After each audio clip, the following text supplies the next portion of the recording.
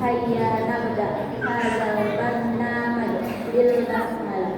Mari kita buka acara kita dengan membacakan lafaz basmalah. Bismillahirrahmanirrahim. Hayya nasma' qira'atul Qur'an al-muntazim fi al-fi. Acara pertama yaitu pembacaan ayat suci Al-Quran yang akan dibawakan oleh Al-Ustaz Rizky Ali MH. Kepada Al-Ustaz kami persilakan.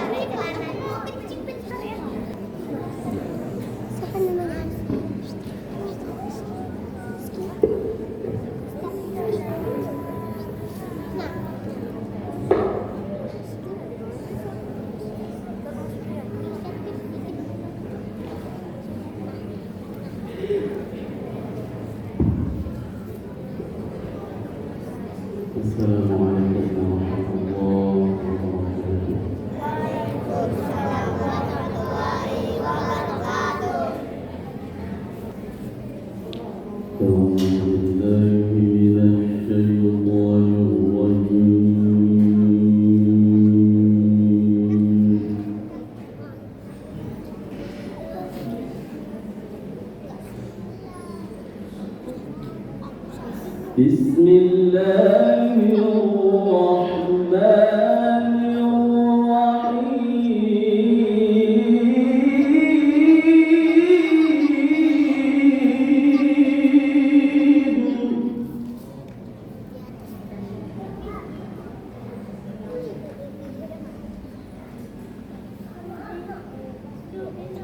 لقد كان لكم في رسول الله أسوة حسنة لمن كان يرجو الله.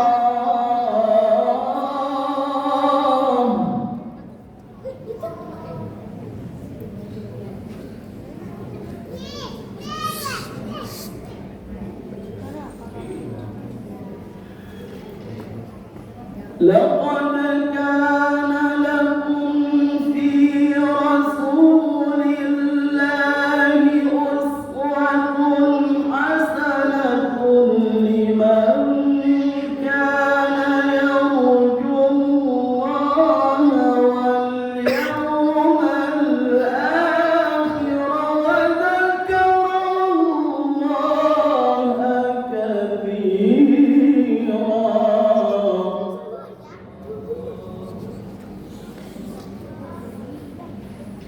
الله أكبر. بسم الله الرحمن الرحيم.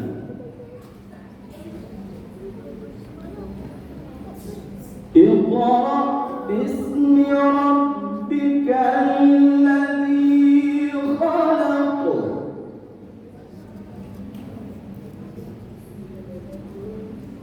خلق الإنسان من علق.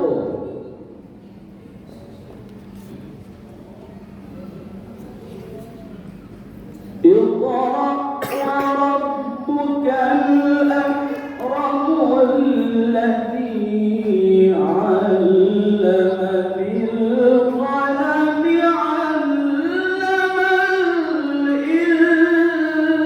الإنسان ما لم يعلم.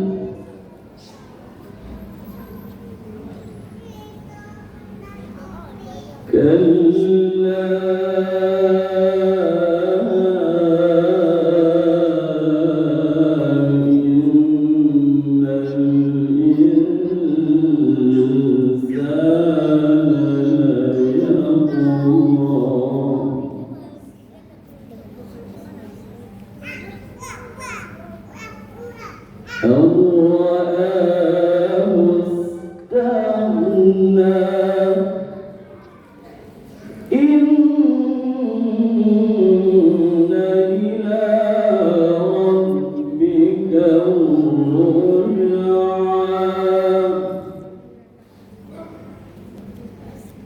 الله أكبر. بسم الله الرحمن الرحيم.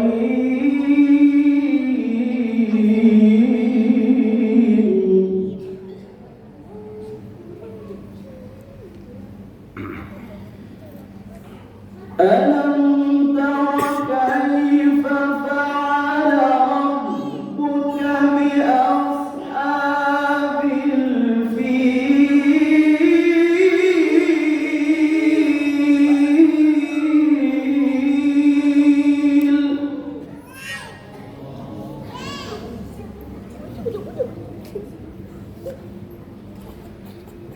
ألم يجعل كيدهم في تضليل؟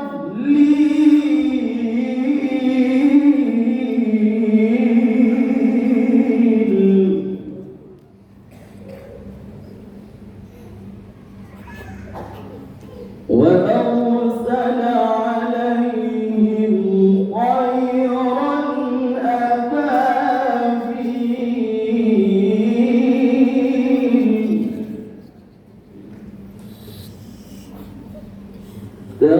ترميهم بحجارة من سجيل.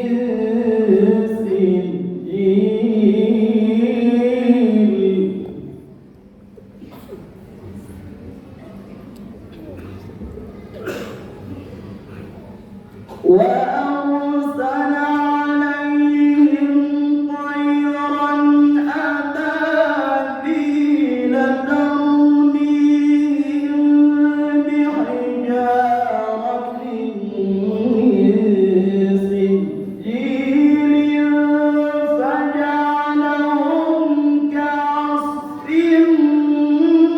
مأكول.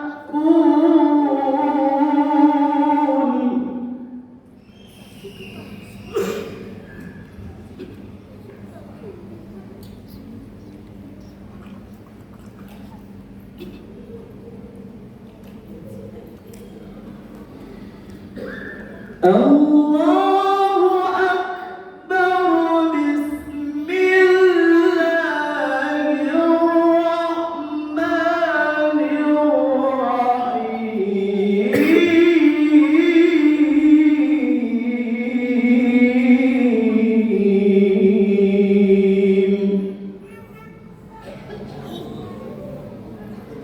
تبت يدا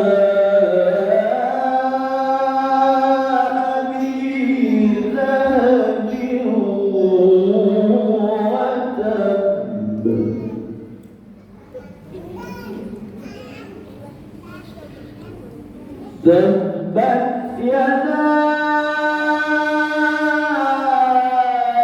أبي لهب وتب ما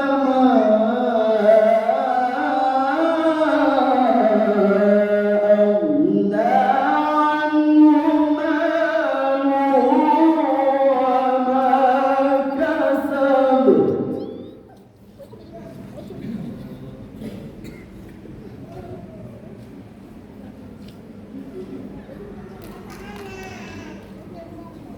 سيصلى نارا ذات لهب وامرأته حمالة الحطب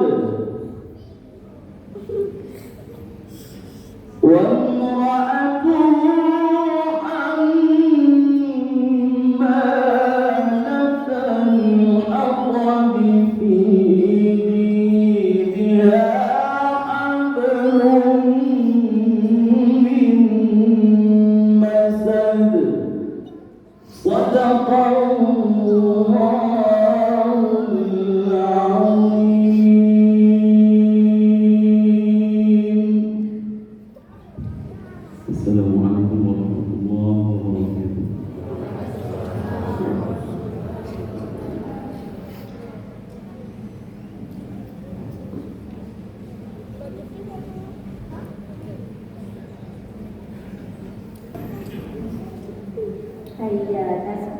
al-kalam min ra'isil masjid Nurul Muhsinin tafadhal mashkur.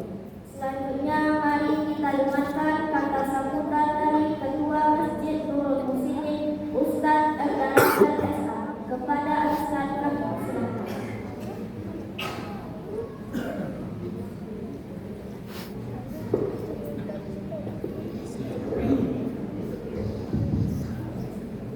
Bismillahirrahmanirrahim. Assalamualaikum warahmatullahi wabarakatuh.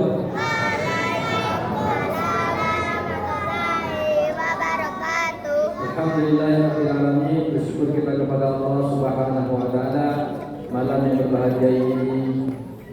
Setelah kita menikmati makan malam bersama hidangan dari ibu-ibu kita, persembahan dari ibu-ibu RW 06, dan kita sempatkan pula menunaikan sholat waktu Isya, dan insya Allah sesaat lagi akan kita dengarkan tausiah Maulid Nabi yang akan disampaikan oleh Ustaz Mas Rani Hasan Al-Syamsa.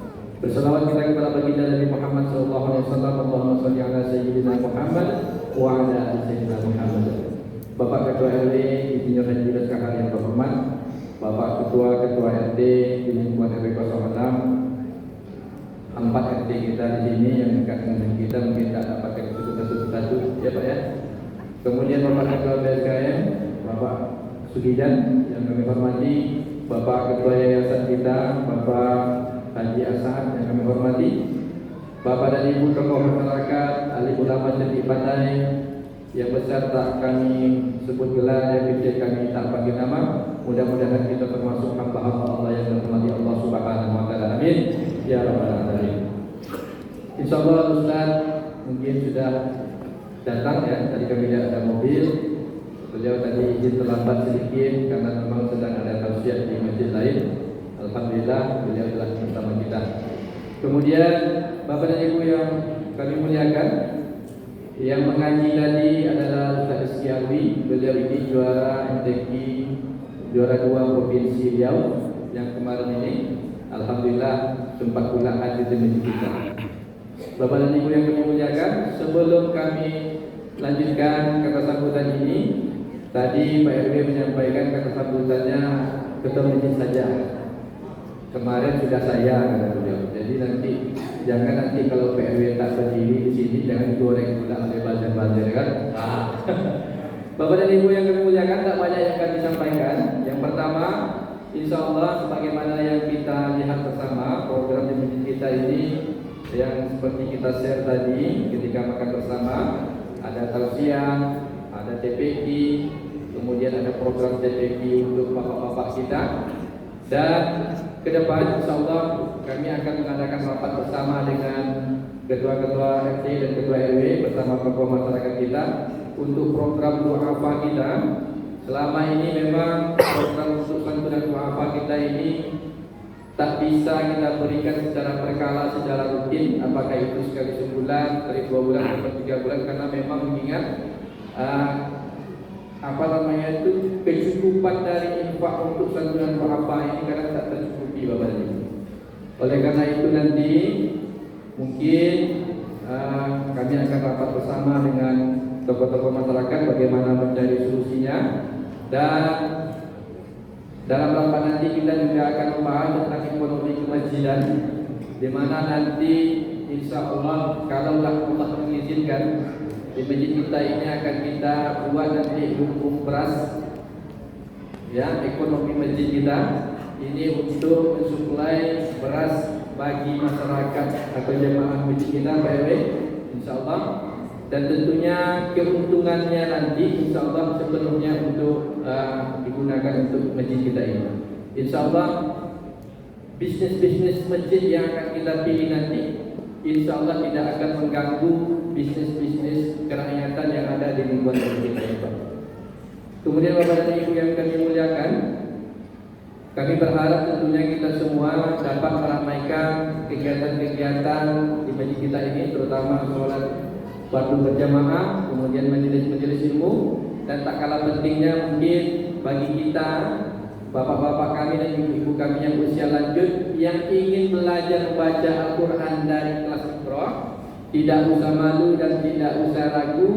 Kami Masjid Nurul Muhsinin bersama para pengajar insyaallah di DPG ini siap membantu untuk mengajar bapak dan ibu yang ingin belajar membaca Al-Quran meskipun kita mulai dari nol. Insyaallah yang kita edarkan sudah ada 3 orang bapak-bapak kita yang usia 65 tahun ke atas yang sudah belajar ke kita, dan 1 orang telah sampai di tingkat Al-Quran insyaallah. Demikian, mungkin ini sebagai kesambutan karena Ustaznya telah datang Pak RW. Mohon maaf kata tidak berkenan. Assalamualaikum warahmatullahi wabarakatuh.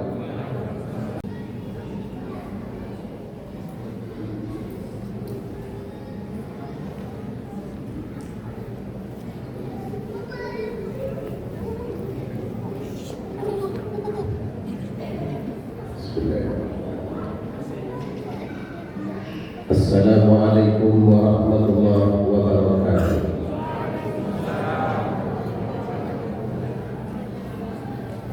Alhamdulillahi rabbil alamin, wassalatu wassalamu ala asyrafil mursalin wa ala alihi wa sahbihi ajma'in.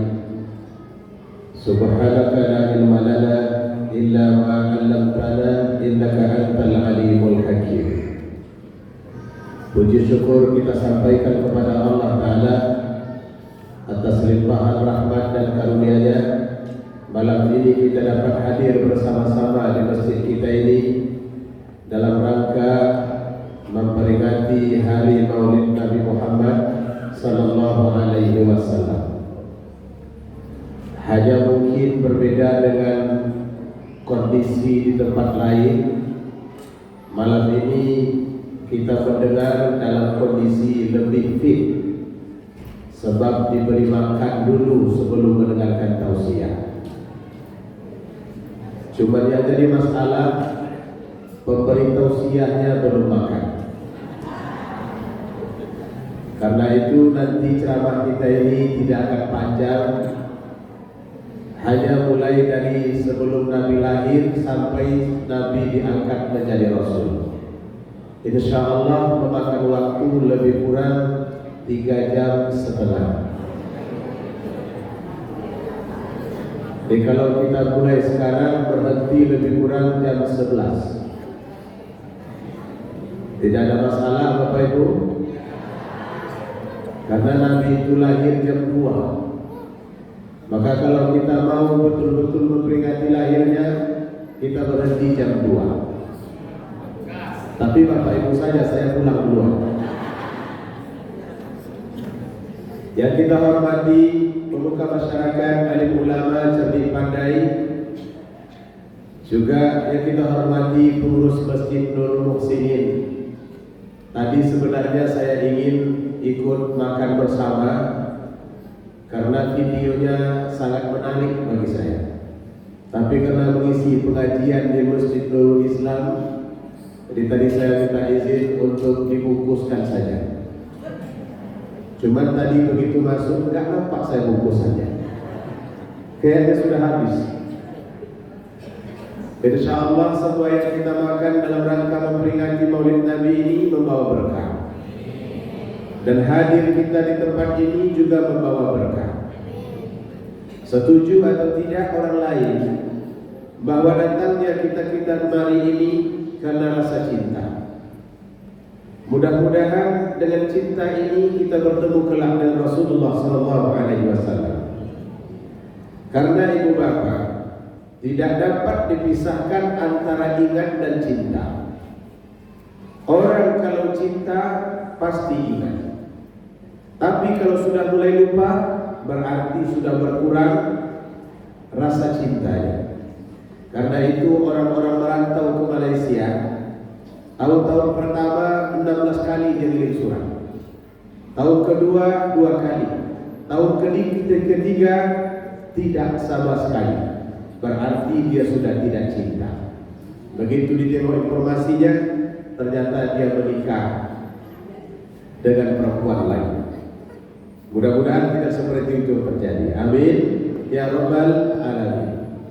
Saya pada kesempatan ini tidak membaca hikmah, tapi hanya bercerita seputar sejarah. Jadi yang kita sampaikan ini semuanya sejarah. Maka nanti kalau didengar ini sepertinya runtutan sejarah, benar? Supaya kita tahu tentang sejarah. Hadirin yang Allah muliakan, di antara tanda kasih sayang Allah kepada manusia, Ia kirim Rasul kepada kita. Tujuannya apa? Agar kita tidak menjadi orang yang lalai.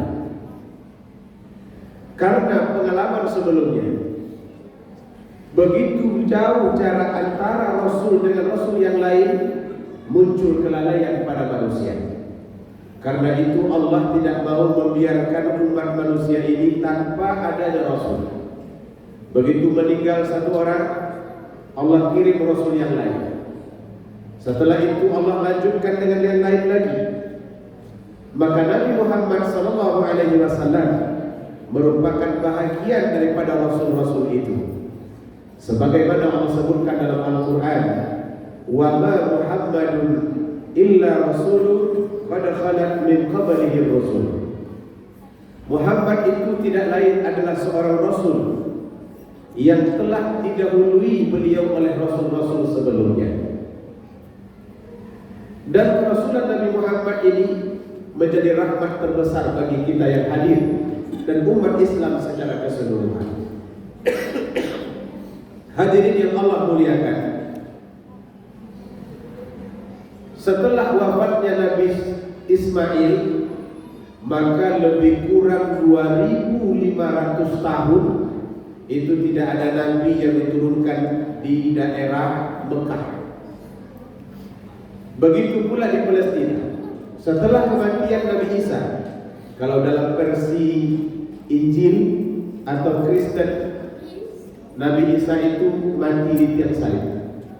Tapi dalam versi Islam, ia diangkat. Namun intinya lebih kurang sama, dia tidak berada di permukaan bumi. Nah, setelah Nabi Isa tidak ada 700 tahun tidak diutus Nabi oleh Allah Subhanahu wa Ta'ala. Akhirnya apa yang terjadi? Agama dulu yang dibawa oleh Nabi Ibrahim di Mekah bercampur baur dengan budaya, bercampur baur dengan sembahan-sembahan yang lain. Mereka menyembah berhala, mengumpulkan anak hidup-hidup. Maka sampai-sampai mereka dikatakan sebagai masyarakat jahiliyah. Apa makna jahiliyah? Ayo, yang tahu boleh nambah makan sekali lagi. Apa makna jahiliyah? Bodoh, Bapak Ibu. Selain masyarakat jahiliyah itu bodoh, ada bapak orang bodoh di sini. Namanya Abu Jahal. Abu Jahal itu bapak jahal bodoh. Jadi kalau ada berkumpul orang-orang bodoh, induknya adalah Abu Jahal. Sampai-sampai disebut seperti ini. Nah, ini akan berbolak-balik ceritanya karena ini mengikuti alur perfilman. Di daerah Madinah ada satu kawasan bernama Khaybar. Khaybar ini dihuni oleh mayoritas orang Yahudi. Mereka selalu perang dengan Bani Ghatafan. Tapi setiap kali mereka kalah perang, mereka selalu berdoa. Ini doa orang Yahudi. Boleh didengarkan, nanti diterjemahkan sendiri. Inna nas'aluka bihaqqin nabiyyikal ummi. Kata orang Yahudi seperti itu. Ya Allah, kami memohon kepadamu dengan kebenaran Nabi yang ummi. Nabi yang ummi itu siapa? Nabi Muhammad. Kenapa Nabi Muhammad disebut dengan ummi? Karena dia tidak pandai tulis, tidak juga pandai baca. Maka ketika turun ayat pertama dalam Al-Quran, beliau tidak bisa merespon. Kata malaikat Jibril, Iqra. Nabi sebut, ma ana biqari. Jibril belum sekali lagi, Iqra Muhammad. Nabi bilang, ma ana biqari. Baru setelah 3 kali Jibril mengatakan dan dia sambung, Iqra bismi rabbikal ladzi khalaq, khalaqal insan min 'alaq, sampai ayat yang kelima. Maka Nabi itu disebut dengan ummi karena dia tidak pandai tulis, tidak pandai baca. Tapi bukan bodoh. Nabi itu cerdas. Hanya tidak pandai baca, tidak pandai tulis. Karena bukan semua orang tak pandai baca, tak pandai tulis, tak pandai berdagang.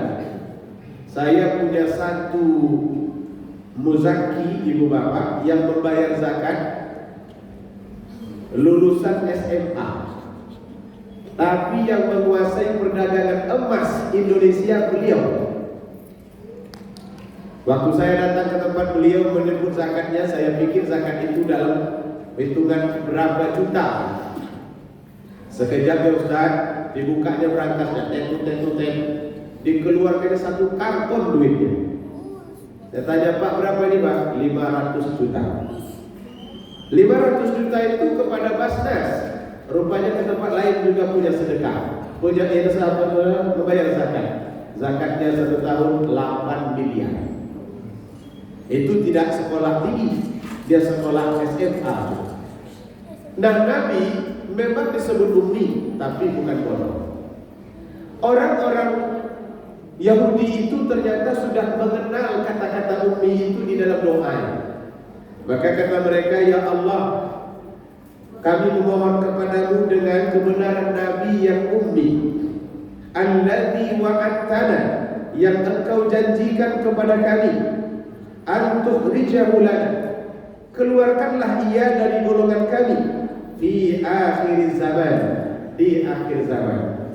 Jadi orang Yahudi itu ibu bapak sudah tahu bahwa nanti di akhir zaman akan datang seorang nabi yang ummi, dan mereka berharap nabi itu golongan Bani Israel.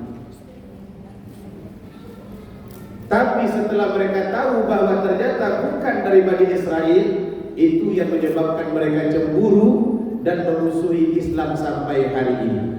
Allah abadikan sifat itu di dalam Al-Quran. Wa kanu min qabli yastaftihuna 'alal ladzina kafaru. Orang-orang Yahudi itu berharap supaya Allah turunkan seorang nabi. Falamma ja'ahum ma 'arafu kafaru bi. Tapi ketika turun nabi itu, mereka akhirnya tidak mengakui, karena ternyata nabi itu bukan dari bangsa Yahudi, tapi dari bangsa Arab. Itu yang menyebabkan permusuhan antara Yahudi dan Islam sampai saat ini. Satu babak selesai, kita berpindah ke kota Mekah. Jadi berbolak-balik ini ibu bapak, mohon alur ceritanya diikuti dengan baik, karena kalau tidak nanti bisa mengantuk, apalagi dalam situasi perut sedang kenyang. Jadi kendalikan mata kita. Pindah ke Mekah. Beberapa saat sebelum Nabi dilahirkan, saat waktu itu Abdul Muttalib adalah penguasa Mekah, beliau sebagai pimpinannya.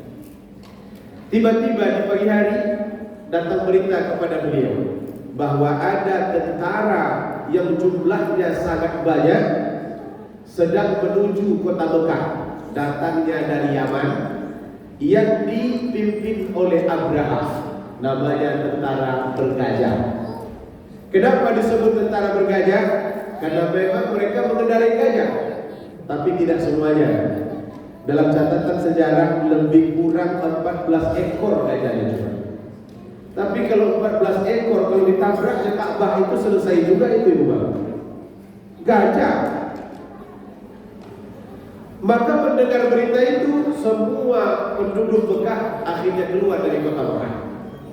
Yang berdagang mengumpulkan barang dagangan, bawa lari. Yang ada di rumah mengosongkan rumah, tinggalkan. Akhirnya kota Mekah itu sepi. Tidak ada siapa-siapa, kosong.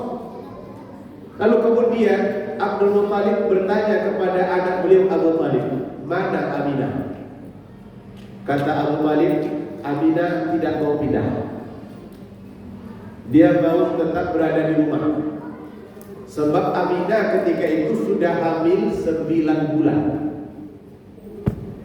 Orang hamil 9 bulan dibawa lari-lari dikejar gajah, kacau itu.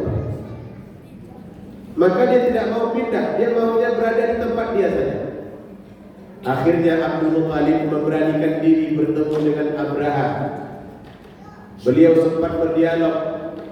Kata Abdul Muttalib, baliklah engkau ke Yaman, karena tidak ada yang bisa kami berikan kepadamu. Kata Abraha, bukankah itu pemikiran bodoh? Apakah engkau pikir Abraha datang lalu dia pulang dengan tangan kosong? Tidak. Sampai kami merobohkan Ka'bah yang selalu dijadikan oleh manusia sebagai tempat ibadah. Lalu kemudian ditanya oleh Abraha, apa rahasia pada Ka'bah itu sampai orang selalu datang ke sana? Kata Abdul Muttalib, saya tidak tahu. Yang saya tahu, kami menyusun Ka'bah itu dari batu. Sampai sekarang pun masih batu. Siapa yang haji terakhir kali Pak? Tahun kemarin? Tahun ini? Ada yang haji kemarin Pak? Apakah Ka'bah itu masih batu? Masih tetap batu. Kata Abdul Muttalib, aku tak tahu kenapa manusia kok kepengen datang ke sini. Apa rahasianya? Padahal itu batu itu. Coba katakan yang sudah daftar haji. Enggak ada. Kalau begitu enggak bakalan haji. Karena kalau daftar sekarang berangkatnya tahun 2075. Apa yang membuat kita kepengen haji itu? Yang ditanya oleh Abraha perkara itu kepada Abdul Muttalib. Abdul Muttalib jawab, saya tidak tahu. Tapi ibu bapak, ketika Ka'bah itu dibangun dulu, Allah berkata kepada Ibrahim, apa katanya? Anzir finnas bil haji ya'tuka rijalan wa ala kulli dhamiri yatina min kulli fajin amik. Wahai Ibrahim, panggillah manusia untuk haji. Awalnya Nabi Ibrahim bertanya kepada Allah, bagaimana suara saya bisa sampai ke mereka ya Allah? Saya suara terbatas, sementara yang engkau bayangkan mereka datang dari jauh. Lalu kata Allah Ta'ala, wahai Ibrahim, engkau tukang panggil, kami tukang sampaikan. Maka kalau Allah yang menyampaikannya, dia bisa melewati jarak yang begitu jauh. Pernahkah umat Indonesia ini mendengar suara Nabi Ibrahim memanggil, wahai bangsa Indonesia, marilah kita sama-sama melaksanakan haji? Pernah? Tidak pernah. Lalu apa yang membuat kita kepengen begitu rindu untuk melaksanakan ibadah haji? Allah tanamkan rasa cinta dan keinginan untuk menyaksikan keagungan Allah di tempat itu melalui bangunan Ka'bah itu. Ini yang dicemburui oleh Abraham. Akhirnya karena dia merasa tidak mendapatkan jawaban yang pasti, dia pun tetap ingin menghancurkan Ka'bah.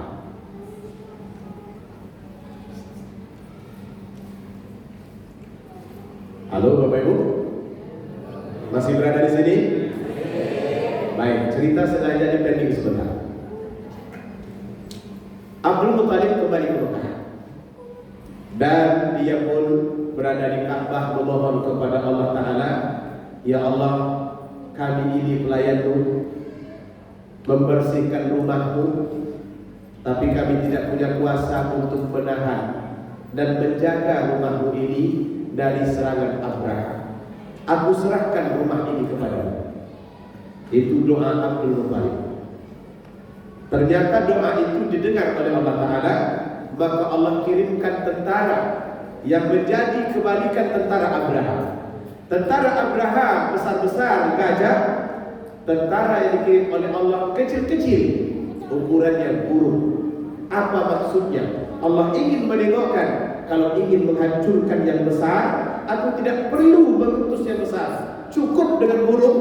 Maka mereka ka'asfim makul, seolah-olah menjadi daun yang dimakan ular. Mati semua tentara Abraham. Akhirnya setelah peristiwa itu kembali semua penduduk Mekah ke Mekah. Dan tak lama setelah itu maka Nabi pun lahir. Dikirimkan oleh Abdul Muttalib 2 orang perempuan untuk membantu Rasulullah, membantu Aminah melahirkan. Namanya satu Fatimah, yang kedua Asy-Syifa. Nanti Asy-Syifa ini artinya kesembuhan. Maka nanti kalau ada anak kita yang bidan, dia ingin mendirikan klinik kebidanan, beri nama klinik kebidanan itu klinik Asy-Syifa. Karena Asy-Syifa itu yang membantu Aminah melahirkan Nabi Sallallahu Alaihi Wasallam. Beliau pun akhirnya berada di sana. Kata Fatimah dari Asy-Syifa, ketika Nabi dilahirkan, kami melihat tanda-tanda yang amat unik dan menakjubkan. Pertama, kata beliau, badan Aminah itu bercahaya. Hingga rumah yang tadinya gelap, karena dulu itu kan pakai lampu minyak, belum ada listrik-listrik seperti sekarang. Akhirnya dia jadi terang karena cahaya yang keluar dari badan Aminah. Di situ Fatimah dan Asy-Syifa sudah berpikir, kayaknya ini akan terjadi apa-apa dengan Aminah ini. Nah, ternyata di luar ada kejadian aneh yang kedua. Ada gugusan bintang yang sangat dekat ke bumi. Abdul Muthalib melihatnya, dan dia berpikir gugusan bintang inilah yang disebutkan di dalam kitab-kitab terdahulu, terutama dalam kitab Taurat, menandai bahwa akan lahirnya seorang nabi bila gugusan bintang itu muncul. Beliau yakin akan lahir seorang nabi, tapi beliau belum tahu apakah ini cucunya atau orang lain. Selesai cerita Mekah, pindah kita ke Madinah. Berapa jarak Madinah ke Mekah? 555 kilo. Tapi kalau dalam cerita hanya 1 detik. Pindah ke Madinah. Di Madinah, orang-orang Yahudi juga menyaksikan gugusan bintang itu terbit dengan begitu terang. Akhirnya mereka berseru, "Qad tala'at najmu ahmad." Sungguh telah terbit bintang yang menandakan bahwa lahirnya seorang nabi. Akhirnya mereka bawa musyawarah. Dilihat kitab-kitab mereka, dan mereka yakin bahwa bintang itulah tanda lahirnya seorang nabi. Cuma mereka tidak tahu dari kelompok mana nabi itu lahir. Apakah dari suku Bani Israel atau suku Arab? Jika suku Arab, dari suku mana? Mereka tidak tahu sama sekali. Maka mereka pun akhirnya menyusun rencana. Coba cari tahu siapa anak yang lahir pada malam itu yang diikuti dengan gugusan bintang. Lalu berkata anggota mereka, tapi wahai Rabi, anak yang lahir malam itu banyak. Apakah kita harus mengecek ke satu-satu? Lalu kemudian mereka cari lagi.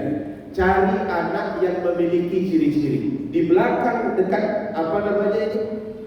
dekat belikatnya ada barisan bulu roma yang agak jelas.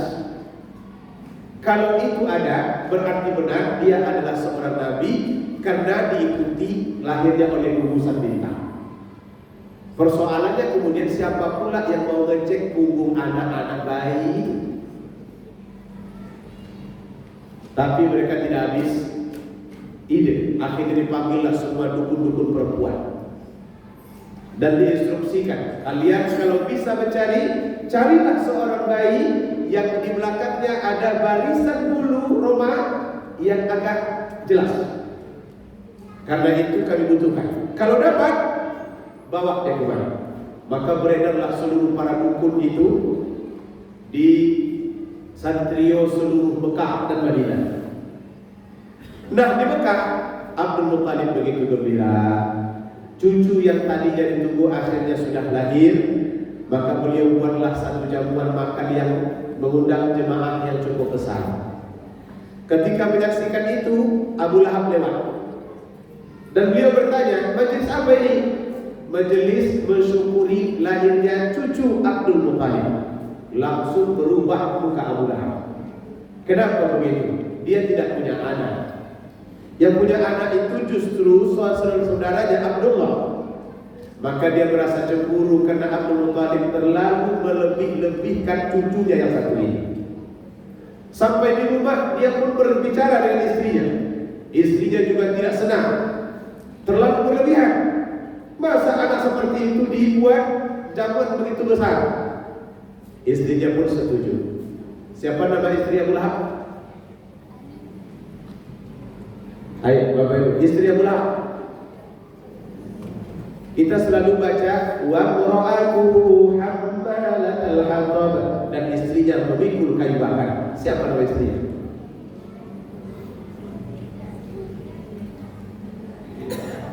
Mana?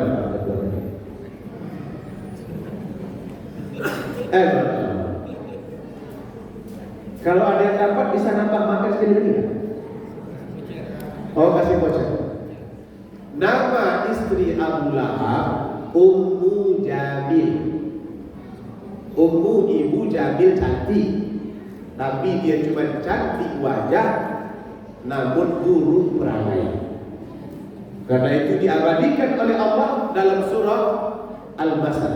Tabbat yada Al-Masad Allah, tabbat yada Abi Lahabin wa tab ma aghna anhu maluhu wa ma kasab, sampai akhir. Maka ketika itu beliau merasa cemburu dengan cara Abdul Muttalib yang melebihkan cucunya yang baru saja lahir, yaitu anak Aminah. Nah, ketika pemberian nama, berkumpullah masyarakat kota Mekah itu untuk memberi nama anak mereka masing-masing. Dan di sana kalau beri nama ibu bapak itu dibawa ke patung yang mereka hargai. Dan biasanya nama-nama itu nama-nama berhala. Maka diangkat satu-satu. Dari suku Huzail, nama anaknya Heba, berarti nama anaknya Heba. Dari suku ini Uzza, dari suku yang lain Latta.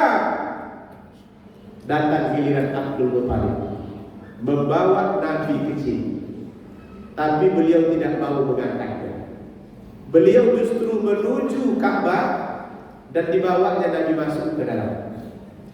Keluar dari dalam Ka'bah itu beliau pun berseru, Muhammad. Heboh satu kota itu gara-gara nama Muhammad. Apa arti Muhammad? Tak pernah ada nama kita ini Muhammad. Komplain yang lain, Abdul Muttalib. Biasanya kita memberi nama dengan nama-nama patung-patung kita ini, tuan-tuan kita. Apa makna Muhammad?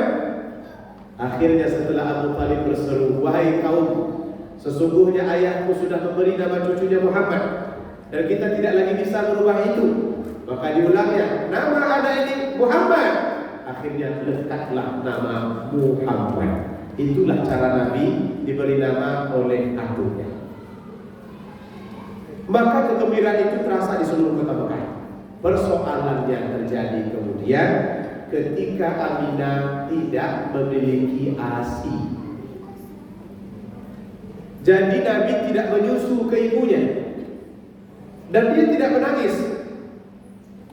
Maka mulailah muncul kerisauan. Jadi kalau nggak nyusu bagaimana? Akhirnya dicari-carilah siapa gerangan yang bisa menyusui. Datang satu orang perempuan bernama Suwaibah.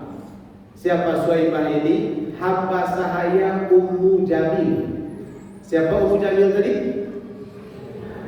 Istri Abu Lahab. Dia pun akhirnya menyusukan Nabi. Itulah ibu susu Nabi pertama. Namanya Suwaibah.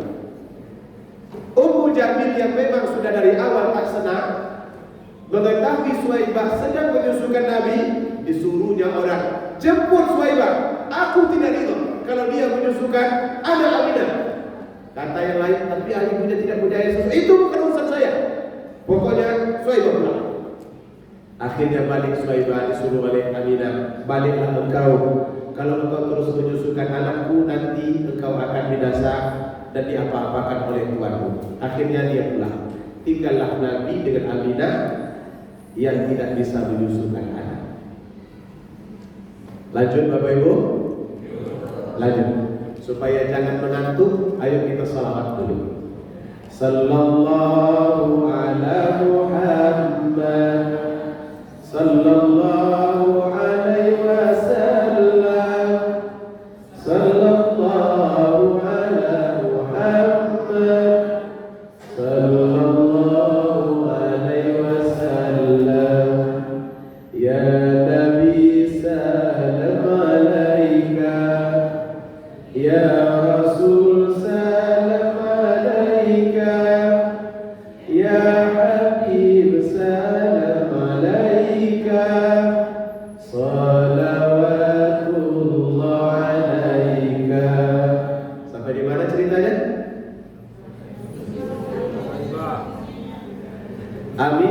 begitu risau karena tidak ditemukannya orang yang bisa menyusukan anak. Sementara ASInya tidak ada.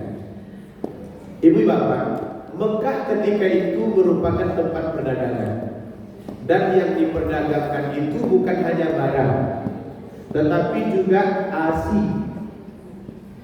Disebut dengan istilah pasar air susu. Orang-orang yang ingin menyusukan anak, mereka akan datang ke Mekah dan mereka mengambil upah dari susuan itu. Nah, kebetulan ada rombongan datang dari daerah menuju ke Mekah. Salah satu di antara rombongan itu Halimah Sa'diyah. Cuman beliau datang terlambat disebabkan unta beliau sakit.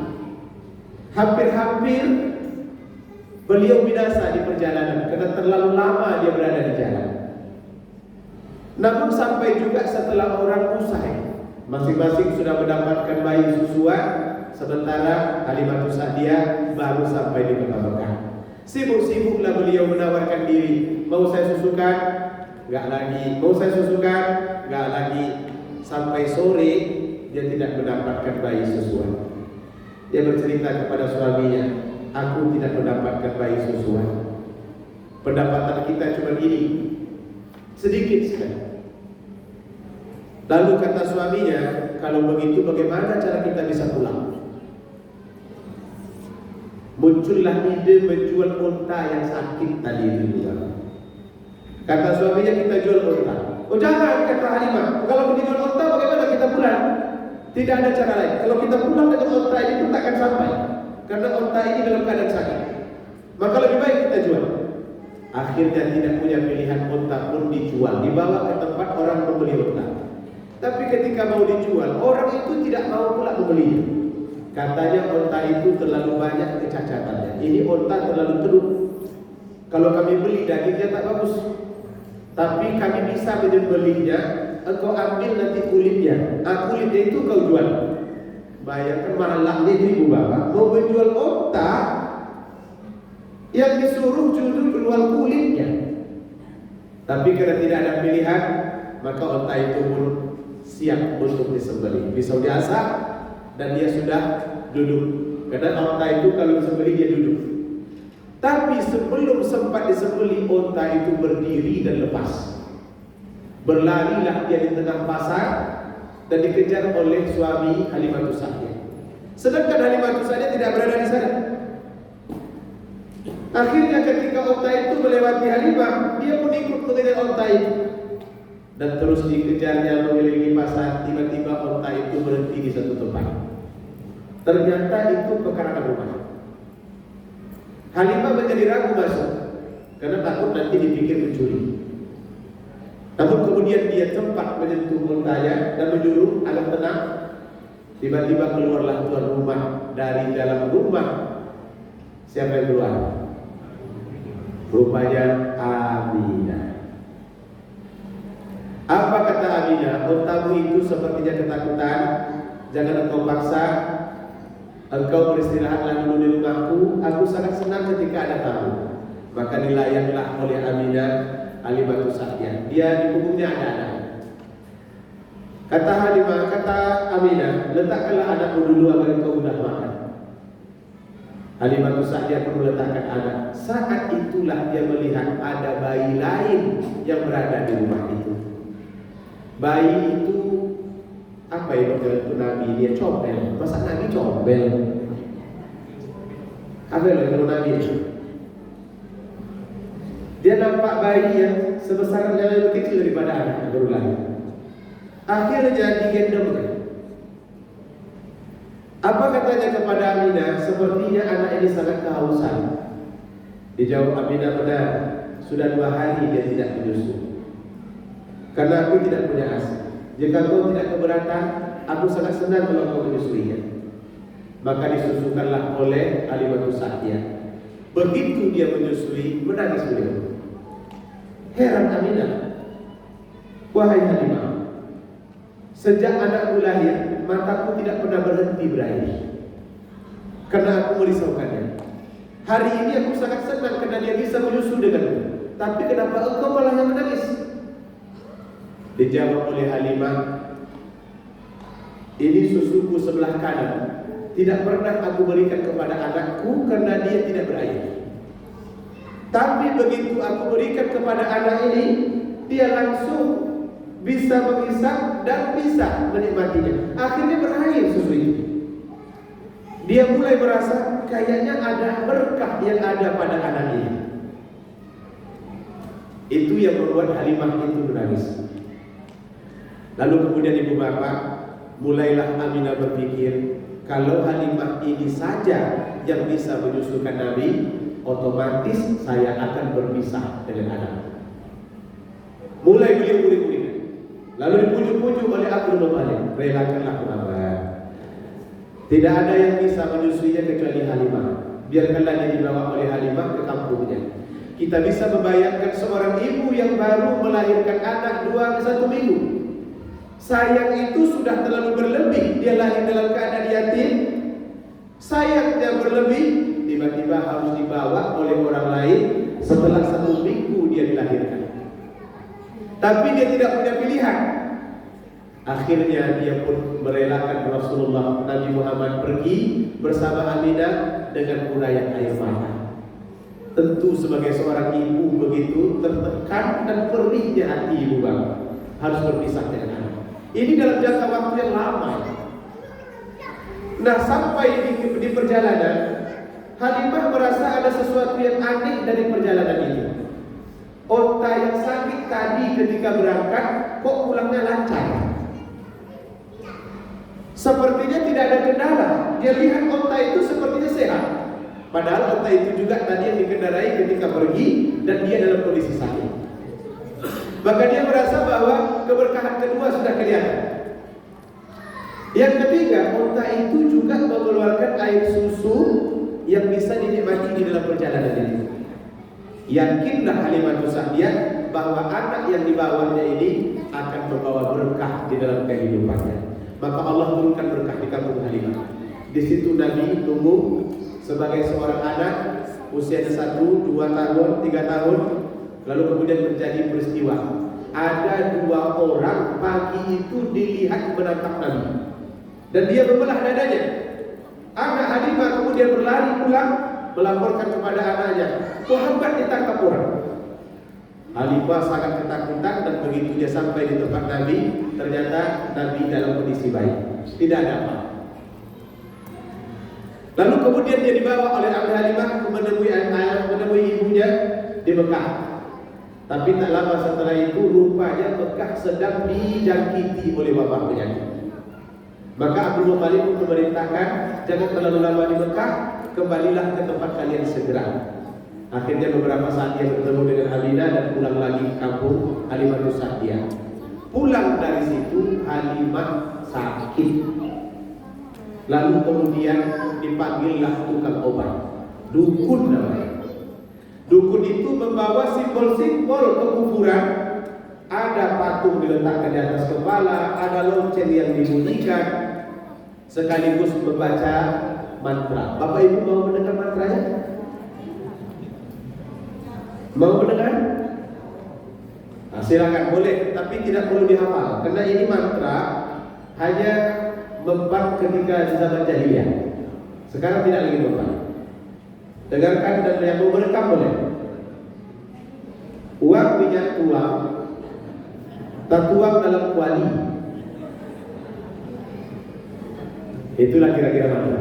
Bukan aku minyak bintang matahari.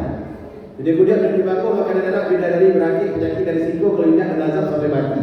Nah, itulah mantra yang dibaca oleh dukun itu. Rasulullah SAW yang ketika itu masih berusia lebih kurang 4-5 tahun, beliau menyaksikan ibunya diobati dengan cara seperti itu. Dia tidak senang. Akhirnya dibuangnya patung-patung yang diletakkan di dekat Aminah. Dia pun memegang tangan Aminah dan tangan Halimah Sa'diyah. Ketika itu Halimah Sa'diyah sadar. Melihat itu, dukun langsung berdiri. Anak ini bisa mengobati orang. Maka beliau pun keluar dari rumah. Ternyata dukun itu termasuk salah satu di antara dukun yang disuruh oleh orang Yahudi mencari tahu siapa nabi yang lahir pada malam itu. Maka beredarlah di seluruh Madinah dan yang lain-lain bahwa nabi yang lahir dengan gugusan bintang 4 tahun yang lalu berada di rumah Halimah Sa'diyah. Maka mulai saat itu kondisi Nabi tidak aman.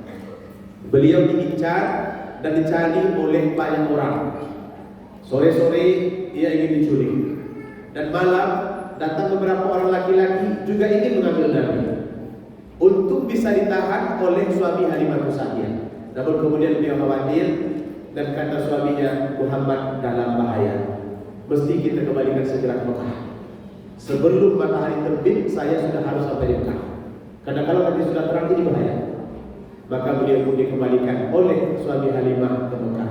Halimah yang sudah terlanjur cinta kepada Rasulullah dan dianggapnya sebagai anaknya, mengantarkannya juga dengan derayan air mata. Itu kehidupan Nabi. Lanjut, alhamdulillah. Ini efek makan gulai kambing tadi. Gulai kambing tadi.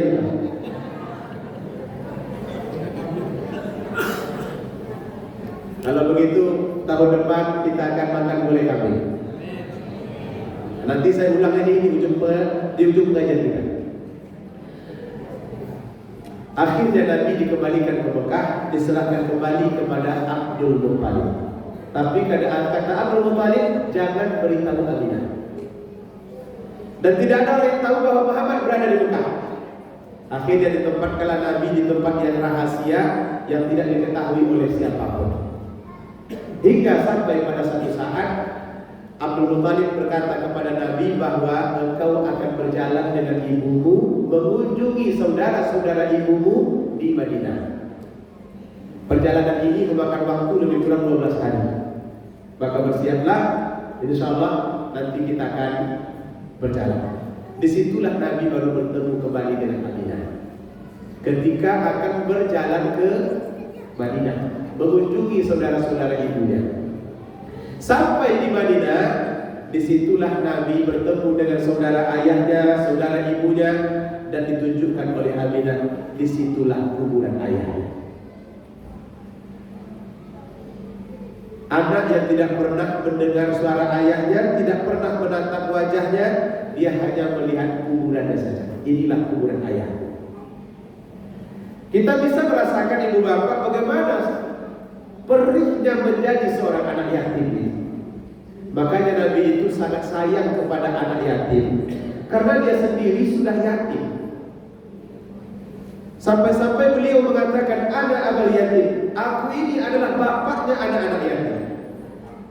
Hingga beliau juga menyampaikan, kalau ada orang sayang kepada anak yatim, kahadaini fil jannah, maka dia seperti 2 jari dengan nanti di dalam surga. Maka kalau ada anak yatim di tempat kita ini, sayangilah supaya kita nanti bersama di surga. Dengan setuju Bapak Ibu? Mau lebih cepat? Ada satu lagi tipsnya. Selain menyayangi anak yatim, baik juga kalau menyayangi mak yatimnya.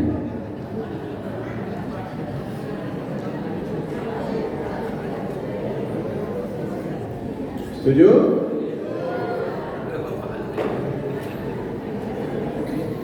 Ibu-ibu setuju?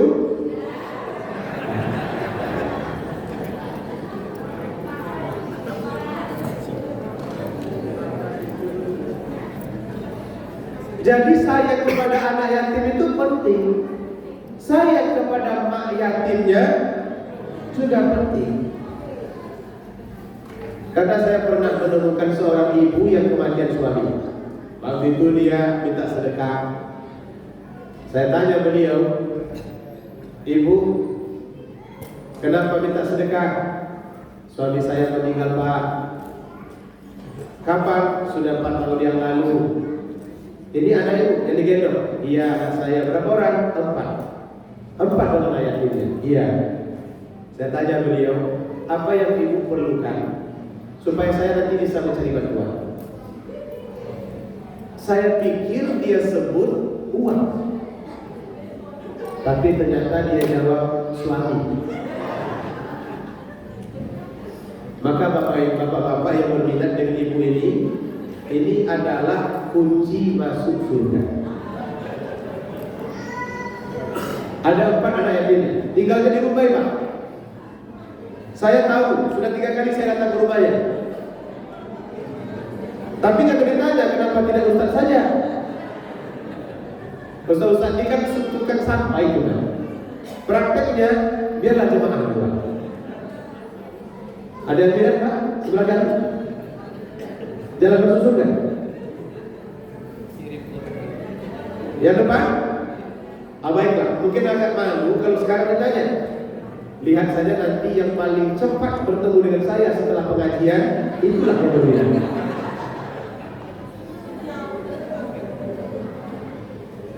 Jadi Nabi akhirnya menjumpai ayahnya, menjumpai kuburan ayahnya di tempat itu. Begitulah sedihnya dia. 1 bulan di Madinah, akhirnya waktu time untuk kembali ke Mekah pun datang. Tapi beberapa hari sebelum kembali ke Mekah, Aminah sakit. Orang-orang Madinah melarang, jangan kau pulang sekarang, karena kondisimu tidak baik. Tapi Aminah memaksakan diri untuk kembali ke Mekah. Padahal perjalanan ke Mekah itu 555 kilo. Kalau diukur dari tempat kita ini, Ibu Bapak, dari sini ke Medan berapa? Lebih kurang itu. Dari sini ke Medan naik onta. Sementara kondisinya sakit, tapi beliau tetap memaksa. Ingin pulang ke Mekah segera, membawa Nabi Sallallahu Alaihi Wasallam. Akhirnya rombongan pun meninggalkan Madinah dalam kondisi Aminah sakit. Sampai di desa Abwa, sakit Aminah itu semakin parah dan akhirnya dipaksa beristirahat di tempat itu. Tak lama setelah beristirahat, beliau pun menghembuskan nafas terakhir. Sekarang kuburnya ada di Abwa. Nanti kalau ibu-ibu bapak pergi ke Mekah, tengoklah tempat Aminah dimakamkan. Kalau tidak tahu, maka pergi umroh saja. Bawa saya. Kalau berangkat 10 orang, gratis dengan saya. Biar saya tunjukkan Abwa itu yang mana dan kuburan Aminah yang mana yang kita ceritakan ini. Akhirnya beliau meninggal di situ dan dimakamkan di situ. Nah, di dalam kitab Rahiqul Maktum Ibu Bapak sifatnya umum. Tapi ada para pengkaji yang sangat detail menceritakan kisahnya. Kita ambil sedikit dari detail. Dalam beberapa catatan, Nabi ketika mendengar ibunya meninggal dunia, dia langsung pingsan. Itu kisah di Abwa. Di Mekah, apalagi lagi ke Mekah, Abdul Muttalib merasa risau. Kenapa tidak ada kabar dari Aminah? Lalu dipanggilnya Abu Talib. Pergilah engkau menyusul ke Madinah. Malam tadi aku bermimpi Muhammad kering sekali bibir, sepertinya dia sangat kehausan. Saya yakin mereka menghadapi kesulitan. Susullah dia ke Madinah. Akhirnya Abu Talib pun bergerak menuju ke Madinah. Begitu sampai di Abwa, beliau hanya menemukan jasad Aminah. Dia sudah tidak lagi bertemu dengan Aminah dalam kondisi hidup. Maka Nabi pun kembali ke Mekah bersama Abu Talib, Ummu Aiman, dan beberapa orang yang memang menjadi bahagian dari rombongan itu. Sampai di Mekah, hebohlah seluruh kota Mekah karena informasi Aminah meninggal dunia. Karena hal-hal seperti itu kan sangat cepat, apalagi kalau dikirim melalui WhatsApp. Heboh seluruh kota Madinah Mekah itu karena meninggalnya Aminah itu sudah terdengar kemana-mana. Abdul Muttalib pun juga merasa kesedihan, hilang menantu terbaiknya dan tinggal cucunya satu yang masih dalam kondisi anak-anak. Maka berpindahlah pemeliharaan Nabi kepada Abdul Muttalib. Ada beberapa tahun beliau mengasuh Nabi, dan karena sudah dimakan usia, Abdul Muttalib pun sakit ketika Nabi sudah berusia 8 tahun. Di detik-detik akhir kehidupannya, beliau berbaring dan dilingkari banyak orang. Datang Abu Lahab membawa susu. Wahai ayah, minumlah susu ini, insya Allah ini akan menyegarkan. Abdul Muthalib tidak mau. Seolah-olah dia ingin mengatakan, dulu ketika susu ini dihendaki oleh Muhammad saat dia kecil, engkau larang istrimu. Sekarang ketika aku mau mati, engkau berikan. Aku tak butuh susu ini. Maka dipanggilnya lah Nabi dan dipanggilnya Abu Talib. Apa kata beliau kepada Abu Talib? Wahai Abu Talib, aku titipkan Muhammad kepadamu. Jangan sayangilah ia sebagaimana engkau menyayangi anakmu. Jangan engkau pernah meninggalkannya. Ajarkan ia apa yang engkau ajarkan kepada anakmu. Begitu beliau sudah menyerahkan, akhirnya Abdul Muthalib pun berpulang ke rahmatullah. Maka berpindah lagi Nabi kepada Abu Talib. Abu Talib mencintai Rasulullah dengan begitu cinta, sama seperti mencintai anaknya. Beliau benar-benar menjaga Nabi. Kemana pun Nabi dibawanya. Maka dalam satu ekspedisi perdagangan ke Syam, Nabi pun tetap diikutkannya. Ini ketika itu Nabi berusia 12 tahun. Menuju negeri Syam. Syam itu letaknya sekarang Syria. Perjalanannya dari Mekah 1 bulan dan kembali lagi 1 bulan. Tapi Nabi yang berusia 12 tahun itu diikut sertakan oleh Abu Talib sebagai bentuk rasa amanah beliau kepada ayahnya yang sudah menitipkan Nabi kepada beliau. Di Syam itu kawasan dikuasai oleh Nasrani hingga muncul gereja-gereja di situ, dan terkenal di situ ada seorang pendeta yang bernama Buhairah. Buhairah ini pagi itu melihat ada sesuatu yang aneh. Cuaca cerah tapi ada gumpalan awan yang bergerak. Yang beliau ketahui, gumpalan awan itu sebagai satu tanda bahwa ada yang dilindunginya dari cahaya matahari berada di bawah. Maka kata Buhairah, ini yang saya ketahui tanda-tanda di bawahnya ada orang yang mulia. Maka dibukanya kitab Taurat, kitab Injil. Di situ beliau mendapatkan tanda Nabi itu ketika dia berjalan, dia akan dinaungi oleh awan. Itu yang disebutkan di dalam kitab Injil. Maka semakin yakinlah Buhairah bahwa ada seorang Nabi yang sedang menuju ke daerah Syam. Begitu sampai Nabi di daerah Syam, beliau pun akhirnya menjamu Abu Talib dan bertemu dengan Nabi. Disampaikannya kepada Abu Talib, wahai Abu Talib, sesungguhnya keponakanmu ini akan menjadi seorang Nabi, tapi dia akan dimusuhi orang, dia akan dikucilkan, dia akan selalu ingin dibinasakan. Saran saya, kata pendeta Buhairah, kembalilah engkau ke Mekah segera. Jangan engkau tunggu rombongan, karena kalau engkau tunggu rombongan, pasti mereka akan mencegahmu di jalan. Baliklah engkau ke Mekah di luar dari waktunya.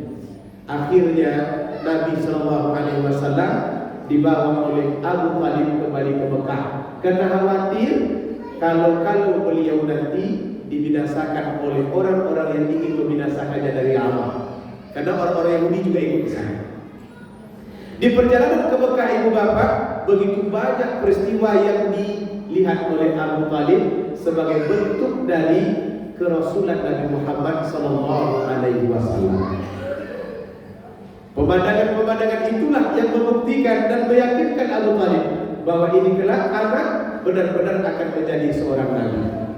Maka itu menjadi catatan sejarah yang sangat panjang. Bapak Ibu, di perjalanan inilah diperlihatkan oleh Allah tanda-tanda kenabian itu. Mau disampaikan, insya Allah cerita ini akan kita sambung tahun depan. Kenapa panjang begini? Jadi cerita kisah Nabi sampai di sini. Nanti kita akan sambung tahun depan, mulai dari Nabi pulang dari negeri Syam. Pokoknya nanti menjelang tahun depan, kalau nampak saya lewat di depan, ingat Ustaz negeri Syam. Ingatkan saja Bapak Ibu. Itulah sekilas kisah kelahiran Nabi Muhammad SAW yang harus selalu kita ingat-ingat. Mudah-mudahan dengan membaca sejarah ini bertambah keimanan kita kepada Allah. Dan intinya ibu bapak, bukan hanya sekedar diingat, tetapi yang paling penting itu adalah diikuti. Apa artinya kalau mengingat tapi tidak mengikuti? Nabi itu diciptakan dan dikirim oleh Allah agar kita bisa mencontohinya. Maka kalau kita ingin memberikan penghormatan, kecintaan kepada beliau, caranya adalah mengikuti. Maka karena itu mudah-mudahan acara kita ini menjadi acara yang diberkahi. Amin ya rabbal alamin. Bapak Ibu yang dimuliakan Allah Subhanahu wa taala, demikian. Oh ya, di penghujung. Apa tadi menu makan kita? Hah? Baik, pastinya enak. Tanda enak semuanya mengantuk saya lihat. Tapi saya dulu pernah bertanya, ketika selesai memperingati Maulid Nabi, datanglah ibu-ibu membawa menu-menu cemilan. Di antaranya bakwan. Lalu dalam forum saya katakan, ibu-ibu, lahir siapa yang kita peringati malam ini? Lahirnya Nabi Muhammad. Ibu-ibu tahu tidak, Nabi Muhammad itu adalah manusia yang paling mulia? Tahu. Jadi memperingati lahirnya manusia paling mulia, ibu-ibu sambut dengan bakwan. Terdiam semuanya. Kalau begitu saya bilang, tahun besok wajib di rumah. Jangan bakwan lagi. Kambing. Nah, ini tadi cerita kambing. Maka tahun depan juga harus sembelih kambing. Berapa ekor, Pak? Berapa? 5. 5 ekor itu 5 kali 2,5 itu berapa? Baru 12,5. Cari dari sekarang untuk Maulid Nabi tahun depan. Mulai dari sore dari siang, ibu-ibu sudah masak di sini. Biarkan saja bapak-bapak menyaksikannya dengan penuh selera. Lalu kemudian makan malam-malam bersama, baru kemudian ditutup. Pengajian ini tidak perlu panjang, cukup 15 menit. 15 menit salam sudah, karena intinya makan kambing. Ya, itu saya tagih. Jadi saya pernah menyampaikan ini di Masjid Nurul Huda di belakang kantor DPR. Kemarin mereka bilang, Ustaz, kapan waktu Ustaz untuk Maulid Nabi? Tantangan Ustaz sudah kami kabulkan. Itu kata ketua. Kita akan menyembelih kambing. Upaya pula saya mencari waktu ya. Saya bilang sembelih sajalah. Tonton makan. Semoga masjid ini akan menjadi tanda bahwa kita adalah para pencinta Rasulullah Sallallahu Alaihi Wasallam. Kalau bisa ramai, jangan hanya malam ini, besok juga ramai. Karena Rasulullah itu tidak hanya cinta dengan masjid sekali. Tempat yang paling sering dikunjungi Nabi itu adalah masjid. Sama-sama kita menutup kajian kita ini dengan doa. Mudah-mudahan Nabi Sallallahu Alaihi Wasallam memberikan syafaat nanti kepada kita bersama. Amin ya rabbal alamin. A'udzu billahi minasyaitonir rajim. Bismillahirrahmanirrahim. Alhamdulillahirabbil alamin. Wassalatu wassalamu ala asyrafil mursalin wa ala alihi wa sahbihi ajma'in. Ya Allah, ya Tuhan kami, segala puji dan syukur kami persembahkan kepada atas nikmat Rasul yang telah Kau kirimkan kepada kami, hingga dengan petunjuknya kami menjadi orang yang beriman, dan dengan bimbingannya kami menjadi seorang muslim. Jadikan kami pencinta beliau ya Allah, dan pertemukanlah kami kelak di akhirat dengan beliau. Jadikan kami sahabatnya di surga. Kami tidak pernah mendengar suaranya, kami juga tidak pernah menatap wajahnya, tapi izinkanlah kami melihatnya kelak di akhirat. Ya Allah ya Tuhan kami, berikan kekuatan di batin kami untuk mengikuti sunnah-sunnahnya, untuk mencontohi seluruh ajarannya dan kepribadiannya. Sungguh beliau adalah manusia sempurna, bahkan Engkau pun memujinya. Wa innaka la'ala khuluqin 'adzim. Sungguh Engkau Muhammad berada di dalam atas akhlak yang amat mulia dan agung. Ya Allah, jadikanlah jemaah kami ini jemaah yang dicintai Rasulullah, jemaah yang dirindukan beliau, dan pertemukanlah kami semua kelak dengan beliau. Rabbana atina fid dunya hasanah wa fil akhirati hasanah wa qina adzabannar. Wa sallallahu ala sayyidina Muhammad wa ala alihi wa sahbihi wa sallam. Walhamdulillahi rabbil alamin. Taqabbalallahu minkum minna wa minkum taqabbal ya karim. Demikian bila mohon maaf. Wassalamualaikum warahmatullahi wabarakatuh.